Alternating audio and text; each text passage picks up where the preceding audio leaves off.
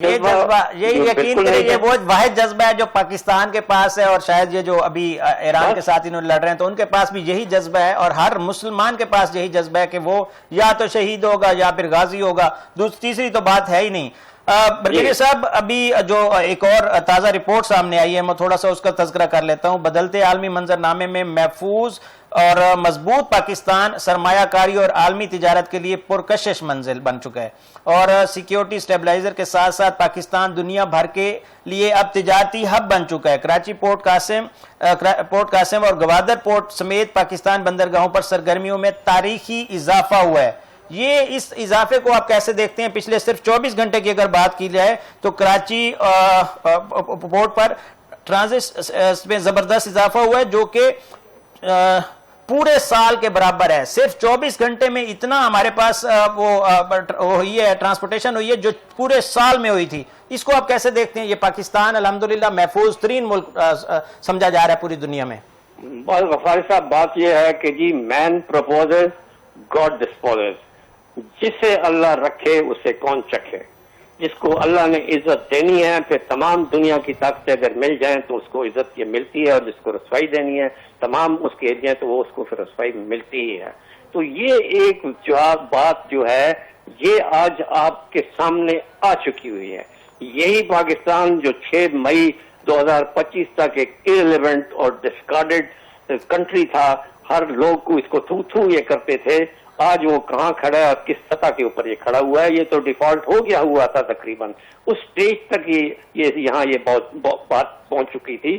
اور کہاں پراسپیرٹی تھی، کہاں بوم تھا، وہ مڈل ایسٹ میں تھا، یہ گلف کنٹریز میں تھا، اور وہ کہاں سے کہاں ان کی چیز جا رہی تھی، اور سب لوگ جو ہے نا وہ اشک کرتے تھے کہ دیکھو جی پراسپیرٹی ہے تو یہ ہے، اور ہم یہاں پر کہاں یہ خوار ہو رہے ہیں۔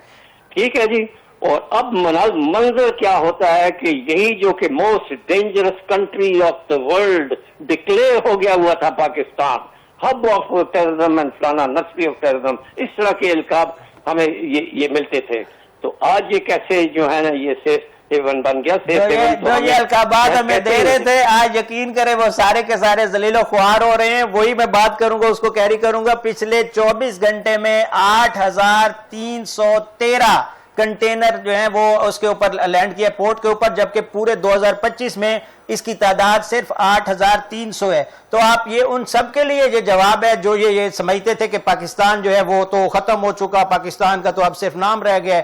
تو وہ جو جن کا یہ باتیں جو کرتے تھے وہ آج پوری دنیا کے اندر ذلیل و خوار ہیں۔ نریندر مودی کا کسی بھی جگہ پر کوئی نام نہیں آ رہا۔ جی بالکل۔ اور ساتھ آپ یہ بھی دیکھیں کہ ایران جس کو انہوں نے بالکل اکنامکلی ختم کر دیا ہوا تھا، آج ہرموز ان کے لیے ایک سونے کی چڑیا بن گئی ہے۔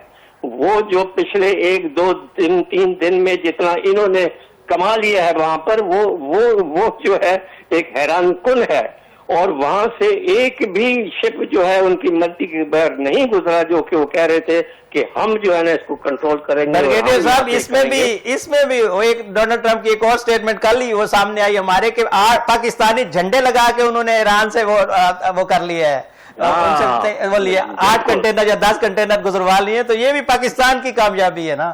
تو بس یہ جو ہے نا یہ بازی پلٹ چکی ہے، اور یہ جب وہ کہتے ہیں the dice has turned، تو جب ایک ٹرن ہوتا ہے تو پھر اس کو اب ریورس کرنے ہوئے پھر آپ کو سال یہ لگ جاتے ہیں۔ تو الحمدللہ اس وقت جو ہے ہم ایک ایسے سٹیج پہ آگے ہیں کہ ہم یہ کہہ سکتے ہیں کہ آئندہ کے دن جو ہیں یہ دونوں پاکستان اور ایران کے لیے روشن ہوں گے انشاءاللہ۔ بہت شکریہ برگیڈیئر صاحب، آپ نے اپنا قیمتی ٹائم دیا، اور بہت ہی قیمتی آپ کا تجزیہ ہوتا ہے جو کہ آپ نے ہماری ویورز تک پہنچایا۔